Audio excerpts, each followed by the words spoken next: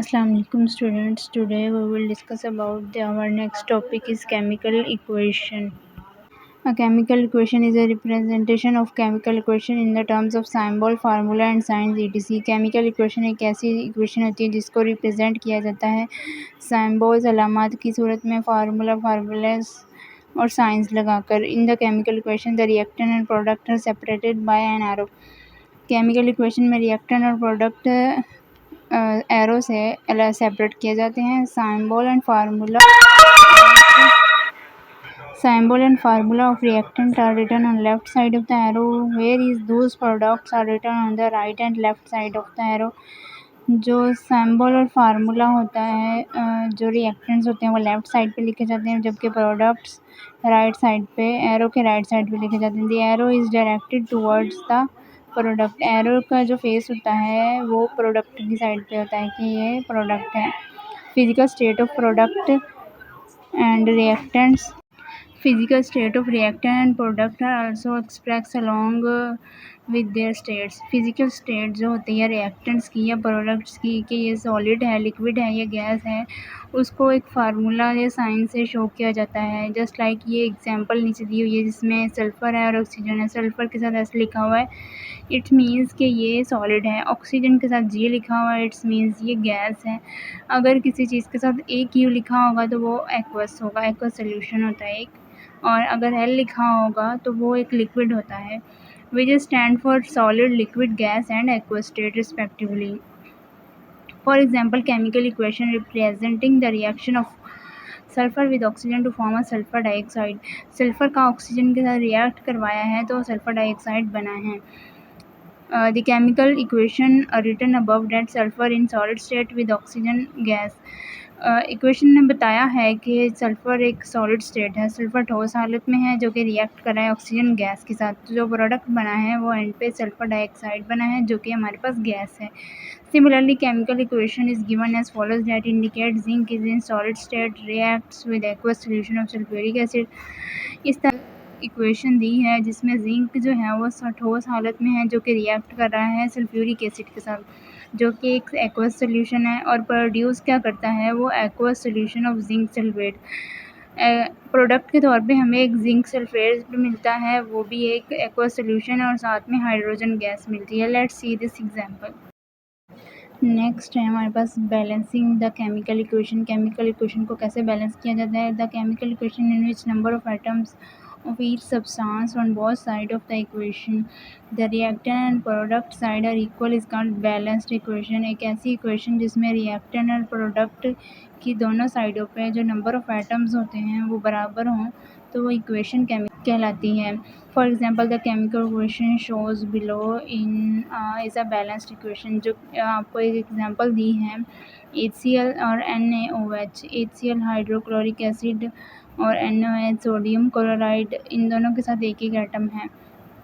Hydrogen के पास भी एक एटम है, क्लोरीन के पास भी, Na सोडियम के पास भी एक एटम है, और OH के पास भी एक ही एटम है. O oxygen, H hydrogen. ठीक है, तो जब प्रोडक्ट बना तो हमारे पास Na और Cl बन गया, ये एक एक्वस सोल्यूशन बन गया. इनके पास भी एक एक ही एटम है, और H2O बना है. H हाइड्रोजन हमारे पास दोनों साइड पे था, HCl में भी और NaOH की साइड पे भी हाइड्रोजन था, तो हाइड्रोजन 2 हो गए हमारे पास. ऑक्सीजन 1 था तो ये ऑक्सीजन को 1 ही लिखा गया है.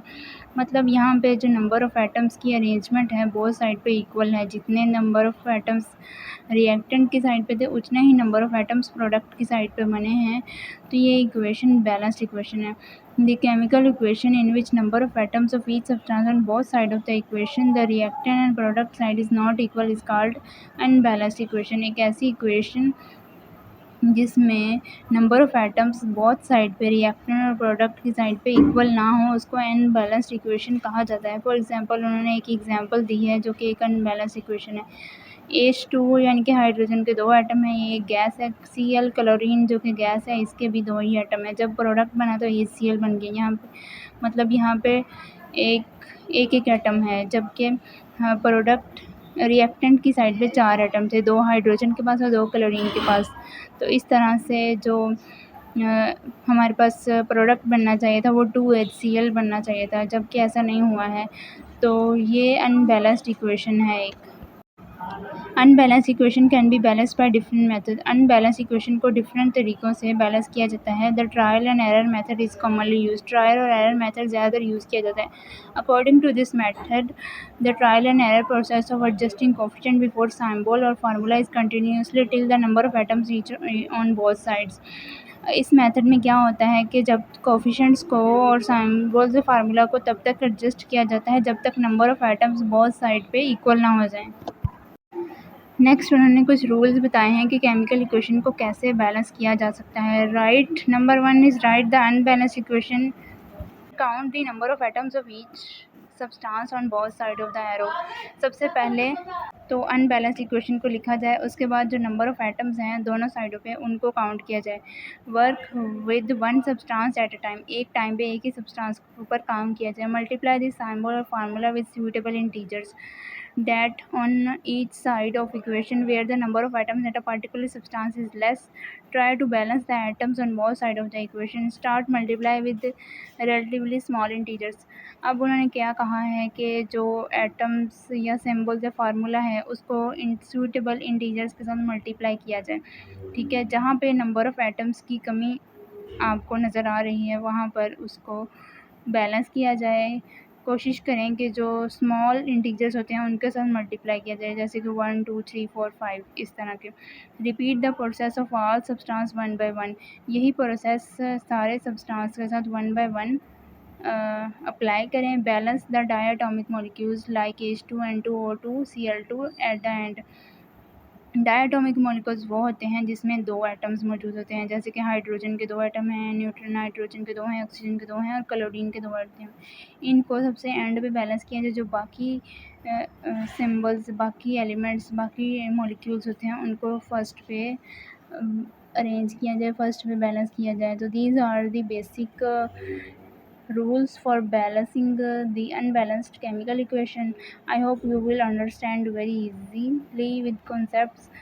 So in this next video we will discuss about some examples related to this topic.